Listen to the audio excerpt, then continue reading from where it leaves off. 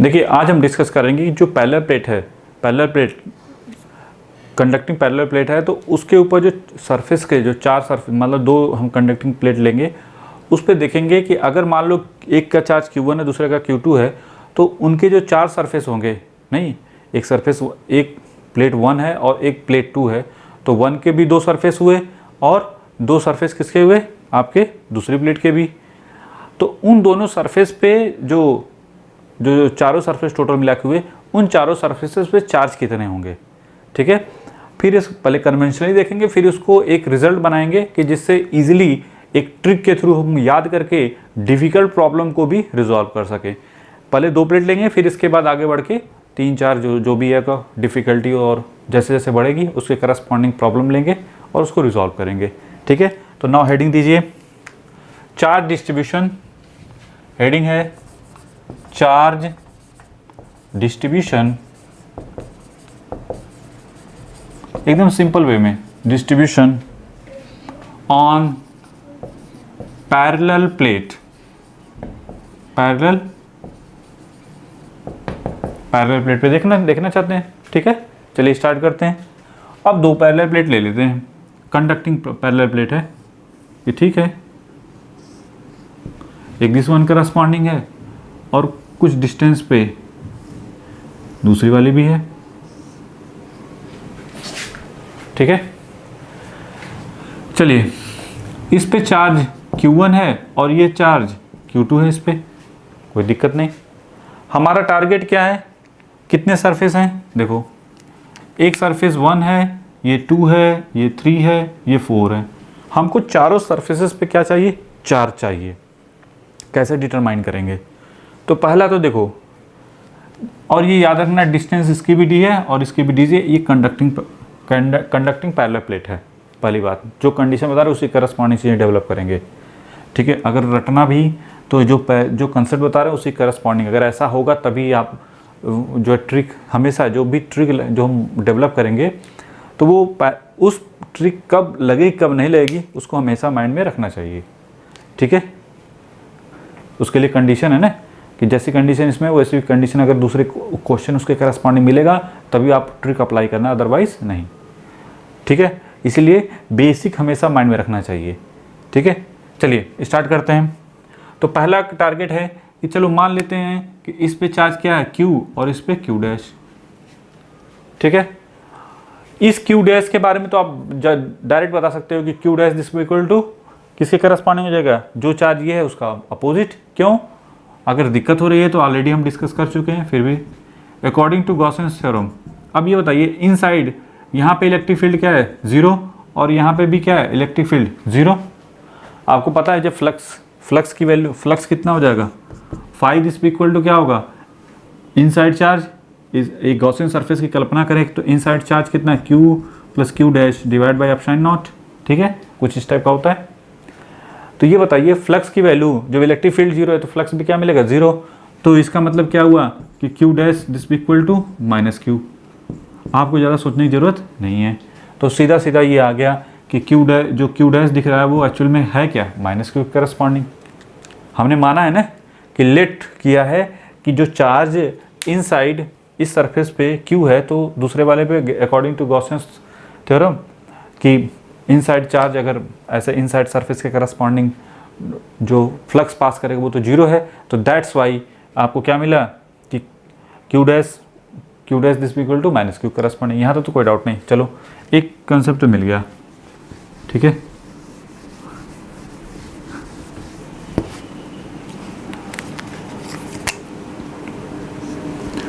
इनको हटाते हैं पहले। तो चलो एक प्रॉब्लम तो रिजॉल्व हो गई। अब हमारा टारगेट क्या है, रिजॉल्व क्या हुई अभी तो है ही है, क्यों, क्योंकि Q तो हमने माना हुआ है। एक्चुअल में Q की value in the terms of Q1 Q2 क्या है वो हमें नहीं पता, लेकिन चलो फिर भी एक चीज़ तो फिर मिल गई, ये Q तो Q डैश, सॉरी ये Q तो ये माइनस Q।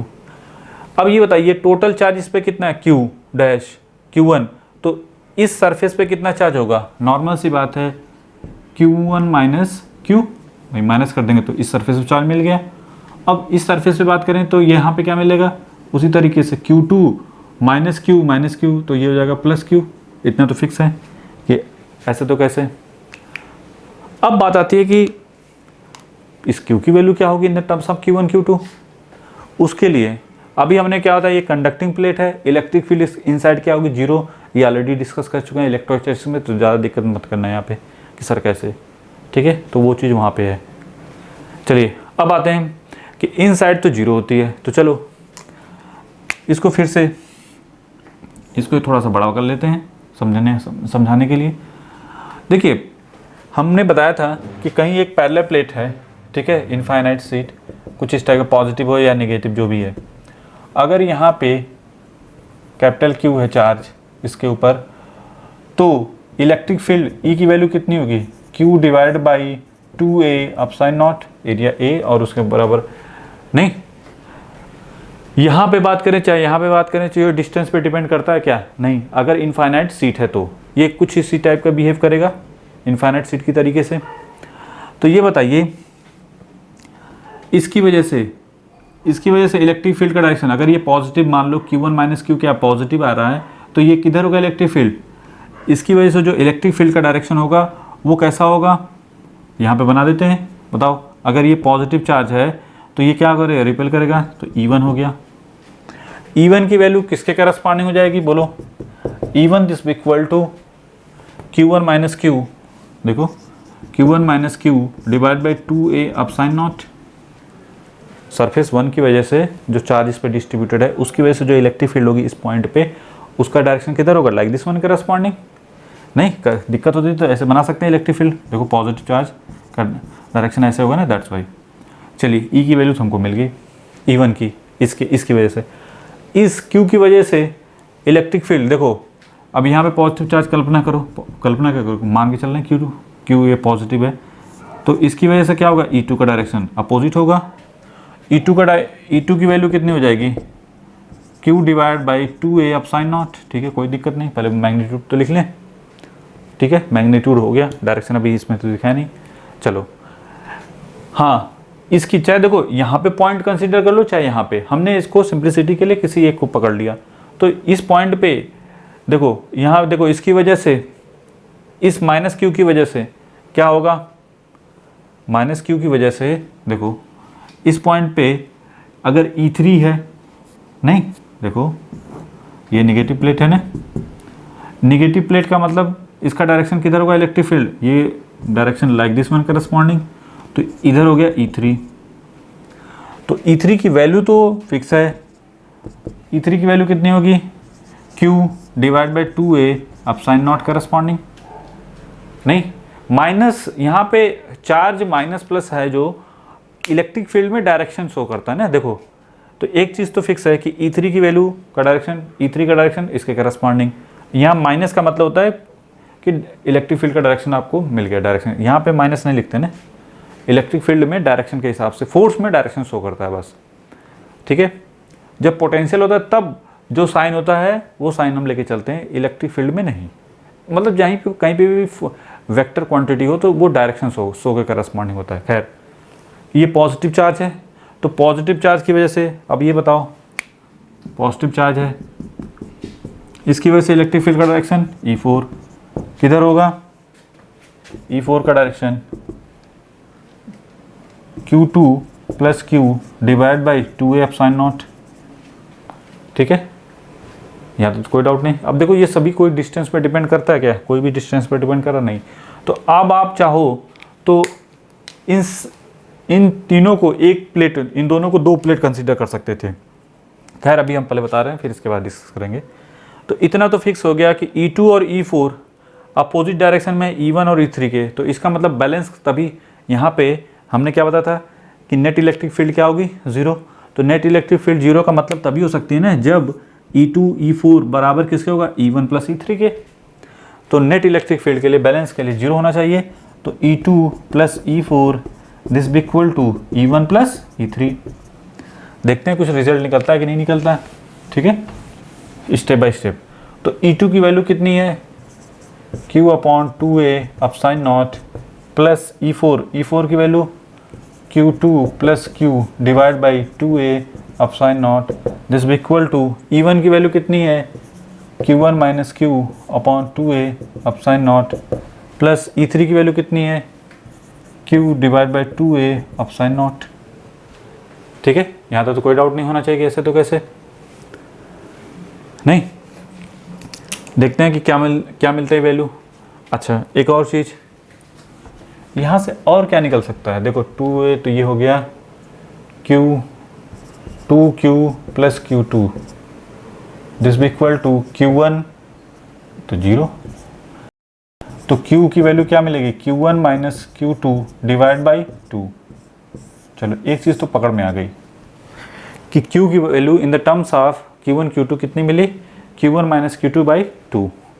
ठीक है, देखो एक चीज़ और, यहाँ से हम ऐसे भी कर सकते थे, इन सब को जैसे ये हमने 4 सरफेस दिखाने के बजाय 2 ही सरफेस दिखाओ, हम क्या दिखा सकते थे, 2 सरफेस। इस पे तो ठीक है कि Q माइनस Q है, इन सब को क्योंकि डिस्टेंस पर डिपेंड नहीं करते तो हम इसको एक सरफेस मान सकते थे और इसको मिला के पूरा एक सरफेस। देखो ऐड करके ये दोनों ऐड होके फाइनली क्या मिलता है, जो भी है यहाँ पे क्या मिलता है, Q2 प्लस Q। नहीं, सबको ऐड कर दो भाई, एक सरफेस ये हो गया, एक सरफेस ये हो गया।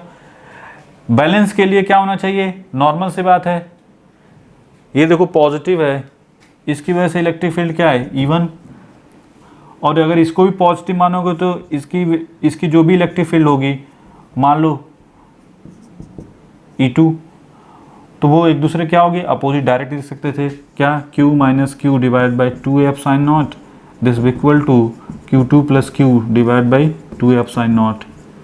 क्या किया हमने, इसको इन तीनों को ऐड अप करके एक प्लेट पे दिखा दिया, सिंपल सी बात, डायरेक्ट आपको मिल गया। नहीं, Q1 minus Q this equal to Q2 plus Q, तो 2Q this equal to Q1 minus Q2 divide by 2। नहीं, Q की वैल्यू क्या आ गई, Q1 minus Q2 by 2, half हो गई कि नहीं, इन दोनों का डिफरेंस। तो जो भी है हमने पॉजिटिव लेके, सिंप्लिसिटी के लिए पॉजिटिव लेके चले, कन्फ्यूज़न ना हो, तो हमको इतना तो फिक्स है कि कुछ इस टाइप का इन साइड मिल गई। ठीक है, चलो जो रिजल्ट इससे निकल के आ रहा है उसको बनाते हैं, पहले इसको जल्दी से बनाओ। Q की वैल्यू के बारे में तो कोई दिक्कत नहीं है, कितनी हो गई, ये Q1 plus Q2 inside by 2, और इस Q का मतलब क्या हो गया, माइनस ये Q2 बाई 2 करस्पॉन्डिंग। ठीक है, ऐसे लिख सकते थे। तो सरफेस 1 पे कितना होगा, चार्ज, नीचे लिखो, चार्ज ऑन सरफेस 1, ठीक है, ये कितना है, Q minus Q1 minus Q, तो ये हो जाएगा Q1 माइनस बाई 2, तो कितना आ रहा है, तो finally Q1 plus Q2 by 2 आ रहा है। ठीक है, अब ये तो फिक्स हो गया किसके करस्पॉन्डिंग, और चार्ज ऑन सरफेस 2, नहीं सरफेस 2 पे तो पता है, ऑन सरफेस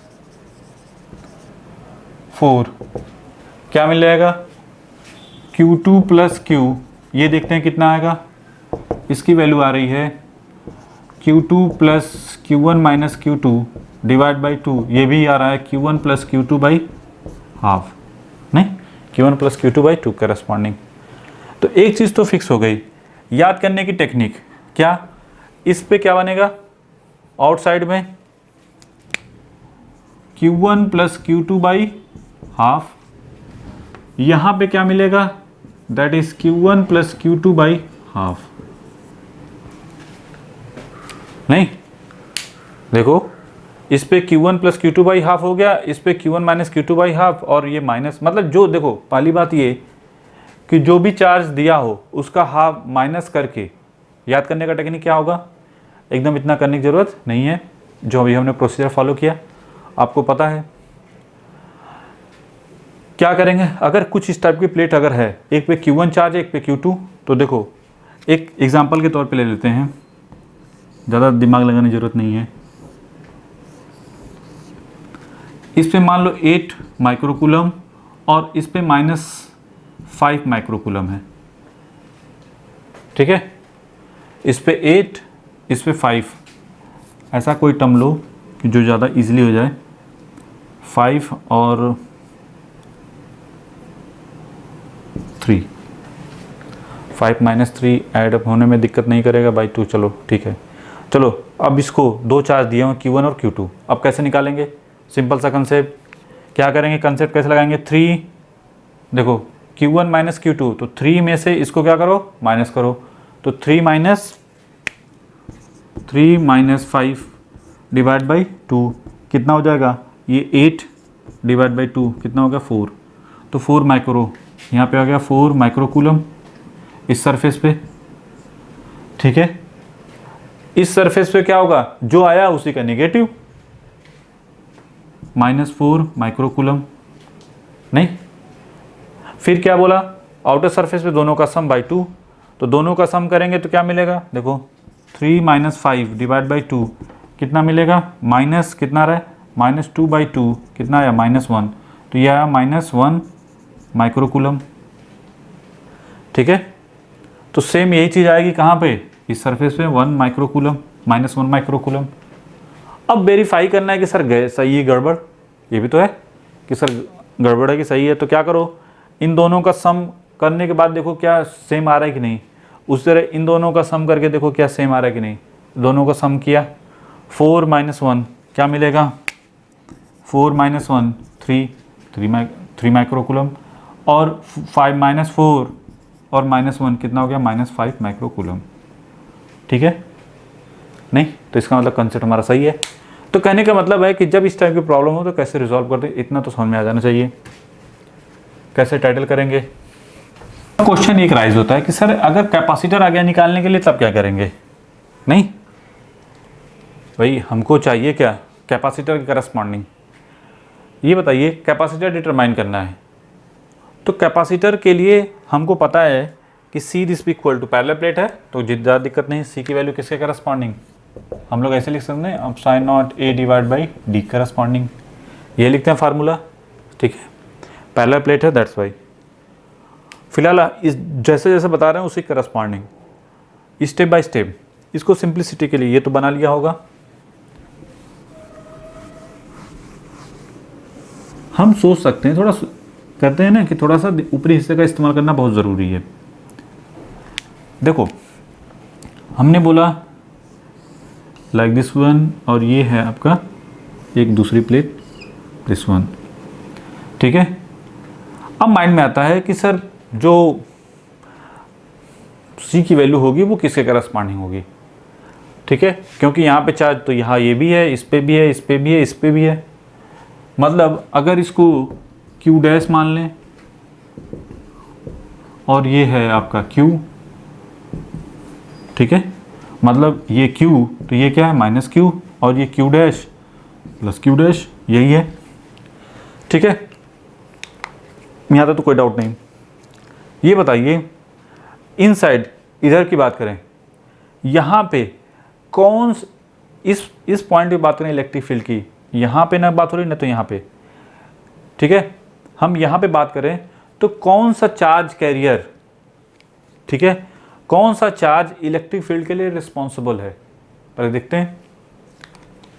ये बताइए, इसकी वजह से ये पॉजिटिव है तो ये पॉजिटिव वाले की वजह से डायरेक्शन किधर होगा? E1 होगा।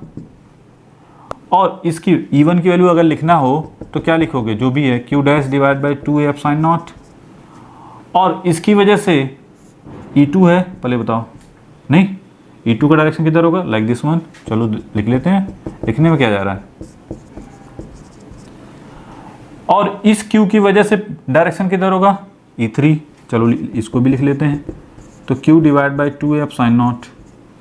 और E4 की वैल्यू किसके करस्पॉन्डिंग होगी? देखो इसकी E4, E3 और E4। E4 का direction Q upon 2 sin not. ये बताइए E1 और E2 चार्ज इक्वल, अदर के बारे में तो सोचने की जरूरत नहीं है। चार्ज इक्वल है, डिस्टेंस पे डिपेंड नहीं कर रहे हैं, चाहे ये प्लेट बहुत करीब हो चाहे दूर हो। नहीं तो क्या होगा? E1 E2 एक दूसरे को क्या करेंगे? खा जाएंगे। मतलब E1 E2 का कोई रोल है क्या इसके करस्पॉन्डिंग? नहीं है। तो इसका मतलब इफेक्टिव चार्ज कौन है? सिर्फ Q। Q का मतलब यहाँ पे है Q1 माइनस Q2/2। यहाँ तो कोई डाउट नहीं कि जो हम कंसेप्ट बता रहे हैं, इसका मतलब ये हुआ कि इसका होना ना होना क्या है, इसके लिए इनसाइड इलेक्ट्रिक फील्ड के लिए कोई मैटर ही नहीं करता। नहीं, यहाँ तो कोई डाउट नहीं। तो इसी को बोलते हैं effective charge. Effective charge Q this equal to Q1 minus Q2/2। ठीक है, समझ में आ रहा है कि नहीं? इसको क्या बोलते हैं? That is effective charge Q1 minus Q2/2। समझ में आया क्यों इफेक्टिव चार्ज बोला गया? क्योंकि इन Q डैश का कोई रोल इनसाइड नहीं है। इनसाइड अगर कैपेसिटर डिफाइन करना है तो उसके लिए इनका कोई रोल नहीं है ना। देखो कैसे, यहाँ तो समझ में आ गया ना कि क्यों इनसाइड इलेक्ट्रिक फील्ड E1 और E2 क्या है? 0। दोनों का अलजेब्रिक सम क्या मिलेगा? दोनों इक्वल अपोजिट हैं, दैट्स वाई 0 हो गए। अच्छा, तो finally Q this equal to क्या होगा? CV। ठीक है, तो V की वैल्यू क्या हो जाएगी? Q/C। तो आपने देखा कि Q1 माइनस Q2/2C। ठीक है, तो इफेक्टिव चार्ज वो है जिसका कंट्रीब्यूशन फील्ड के लिए होगा नहीं। और ये जो चार्ज आउटर सरफेस के जो चार्ज कैरियर हैं वो इनसाइड इलेक्ट्रिक फील्ड में कोई कंट्रीब्यूशन नहीं है। तो इफेक्टिव चार्ज वो चार्ज कैरियर हैं जो इनसाइड इलेक्ट्रिक फील्ड के करस्पॉन्डिंग चार्ज कंट्रीब्यूशन में पार्टिसिपेट करेंगे। ठीक है, तो दैट्स वाई वो होता है Q1 माइनस Q2/2। यहाँ पे इसके करस्पॉन्डिंग ये निकलेगा। खैर, बना लो इसको।